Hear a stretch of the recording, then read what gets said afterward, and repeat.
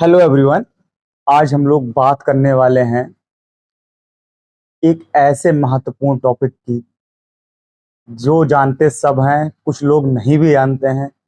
लेकिन वो ऐसी रात थी जिसके बारे में शायद ही भारत के पुराने लोग कभी भूल पाए। क्या जिनको इतिहास मालूम है वो कभी भूल पाए। बात करते हैं 25 जून सन 1975 से 21 मार्च 1970 तक की। वो 21 महीने की अवधि जिसमें भारत में आपातकाल की जो थी घोषणा की गई।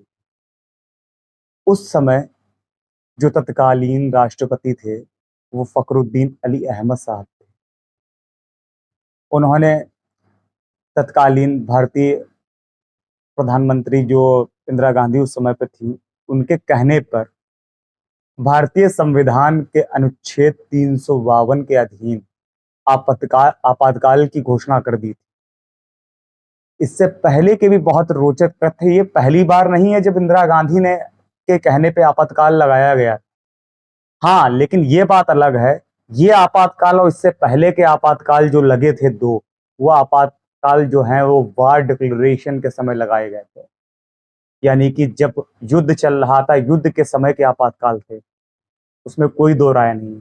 लेकिन ये आपातकाल भारत के लोगों के लिए बहुत ही गहरे सदमे वाला आपातकाल था, जिसमें मीडिया की और जितने भी मतलब भारतीय नागरिक थे, उनकी सारी जो कॉमन राइट्स थे वो सारे छीन लिए गए थे। मीडिया को आज़ादी जो थी वो समय, वो कतई बिल्कुल छीन ली गई थी। कोई कुछ लिख नहीं सकता था, कोई कुछ बोल नहीं सकता। तो आज उसी के बारे में मैं पूरी बात आपको बताने वाला हूँ कि क्या हुआ था उस रात को जो इंदिरा गांधी को ये कदम उठाना पड़ा। स्वतंत्र भारत। अब बात कर लेते हैं इंदिरा गांधी की। इंदिरा गांधी को मौनी गुड़िया नाम से भी जाना जाता था, लेकिन 1967 और 1971 के बीच में इंदिरा गांधी का उदय हुआ। अब बात कर लेते हैं पूरी 1967 और 1971 के बीच में ऐसा क्या हुआ था। सबसे पहले प्रधानमंत्री इंदिरा गांधी ने सरकार और भारतीय राष्ट्रीय कांग्रेस पार्टी के साथ इस सांसद में भारी बहुमत से अपने नियंत्रण में कर रखा था। केंद्रीय मंत्रिमंडल के बजाय प्रधानमंत्री के सचिवालय के भीतर ही केंद्र सरकार की शक्ति को केंद्रित किया गया था। सचिवालय के निर्वाचित सदस्यों को उन्होंने एक खतरे के रूप में देखा, इसलिए उन्होंने प्रधान सचिव पीएन हक्कर, जो इंदिरा के सलाहकारों की अंदरूनी घेरे में आते थे, उन पर भरोसा किया। इसके अलावा परमेश्वर नारायण हक्सर ने सत्तारूढ़ पार्टी की विचारधारा प्रतिबद्ध नौकरशाही का विचार और उसको बढ़ावा दिया। इंदिरा गांधी ने बहुत ही चतुराई से अपने प्रतिद्वंदियों को अलग कर दिया, जिस कारण कांग्रेस विभाजित हो गई। 1969 में दो भागों में कांग्रेस को सिंडिकेट के रूप में जाना जाता था, जिसके पुराने गार्ड शामिल थे। वह कांग्रेस आर, जो इंदिरा गांधी की ओर थी, दो भागों में बट गई थी। इसलिए अखिल भारतीय कमेटी और कांग्रेस सांसदों के एक बड़े भाग ने प्रधानमंत्री इंदिरा गांधी का उस समय साथ दिया, मतलब कि अपने पुरानी पार्टी का साथ दिया। कांग्रेस से ज्यादा ताकतवर व आंतरिक लोकतंत्र की परंपराओं के साथ मजबूत संस्था थी कांग्रेस जो थी। दूसरी ओर आर कांग्रेस को जल्द ही समझ में आ गया कि उनकी प्रगति इंदिरा गांधी और उनके परिवार के लिए अपनी तरफदारी दिखाने की पूरी तरह निर्भर करती है। और दिखावटी चाटुकारिता, यानी कि जो इस समय चल रहा है देश में, उस समय भी चल रहा था। ये आज की ही बात नहीं है, उस समय भी हुआ करता था। आने वाले वर्षों में इंदिरा का इतना प्रभाव पड़ गया कि वह कांग्रेस विधायक दल द्वारा निर्वाचित सदस्यों की बजाय राज्यों की मुख्यमंत्रियों के का जो चुनाव था वो स्वयं करने लगी।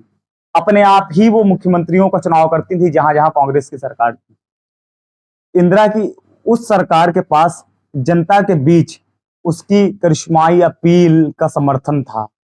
इसकी ओर इसका एक और कारण था सरकार द्वारा लिए गए फैसले, जिसमें शामिल था 1971 का महत्वपूर्ण फैसला है, जो कि इस समय का भी आप अगर देखें उसे तो वो फैसला बहुत सही था, बैंकों का राष्ट्रीयकरण। सितंबर 1970 में राज भत्ते में उन्मूलन शामिल है। ये फैसले अपने विरोधियों को झटका देने के लिए थे, अध्यादेश के माध्यम से अचानक किए गए। इसमें कई लोगों का नुकसान हुआ, जिस जो बैंकों का राष्ट्रीयकरण किया गया, जिनके हाथ में पहले प्राइवेट बैंकें थी, उन लोगों का बहुत सारा नुकसान हुआ।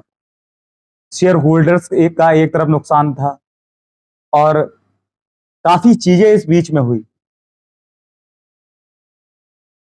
अब धर्मनिरपेक्षता व समाजवाद के साथ पूरे देश के विकास के लिए खड़ी एक छवि के रूप में इंदिरा गांधी की छवि बन गई थी। उनको पूरी देश की जनता इस वजह से जानती थी। प्रधानमंत्री को विशेष रूप से वांछित वर्गों को, जैसे कि अब इस समय कहना दलित गलत है, लेकिन उस समय दलित कहा जाता था, दलितों, महिलाओं और अल्पसंख्यकों द्वारा बहुत ही भारी समर्थन उनको मिल रहा था।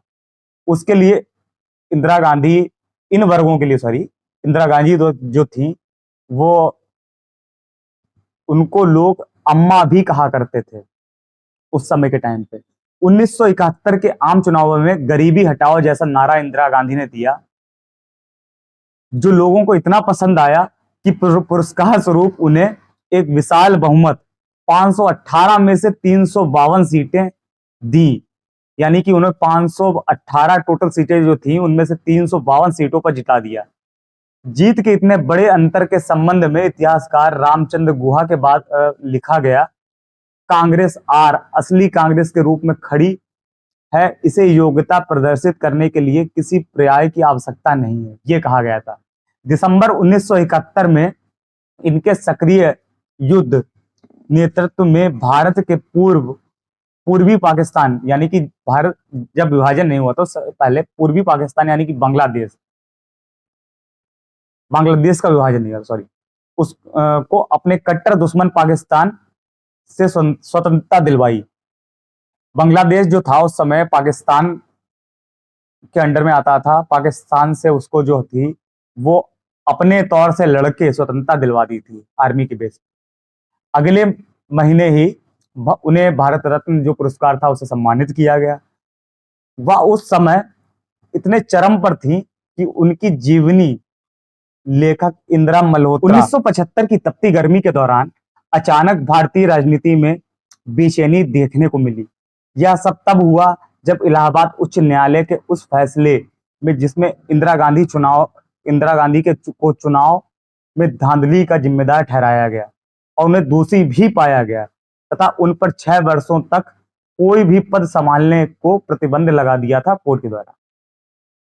इंदिरा गांधी ने इस फैसले को मानने से इनकार करते हुए सर्वोच्च न्यायालय में अपील करने की घोषणा करते हुए 26 जून को आपातकाल लागू करने की घोषणा कर दी। और ये सब घोषणा जो थी आकाशवाणी पे की गई।